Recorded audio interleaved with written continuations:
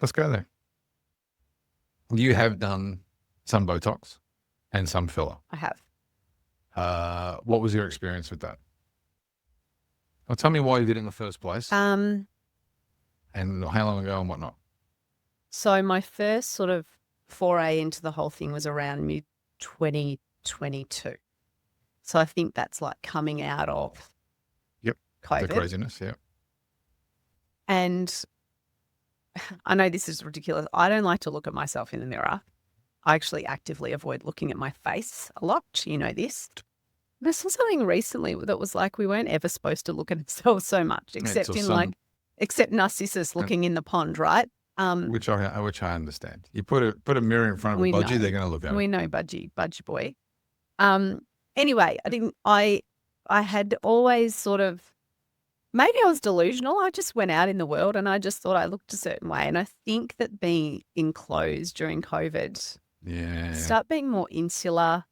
I was just very aware of my face, and I didn't like it, you know. 2 kids in, 40s approaching at that point. Yeah, you weren't there yet.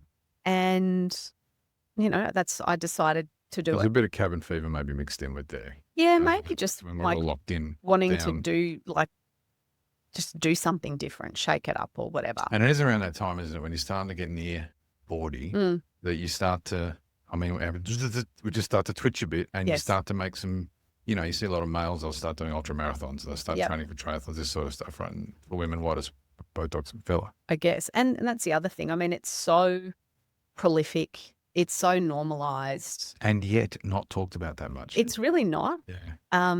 But I love that it's democratized. I love that it's readily available as long as you're making sure you're going somewhere reputable with a really great practitioner. And that's what I made sure that I did. I did the filler. I did the Botox. Look. And did filler once though, yeah? Well, 2 rounds to kind of get the, you know. I look good. Yep. There's no doubt. Right? It was beautiful. Yeah. And I probably did 18 months of Botox. Yeah.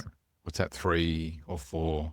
Like every 3 months you go for a top up. So 4, 5, 6, something like that. Second you start getting movement in your face. It's time. Time to go. Got it.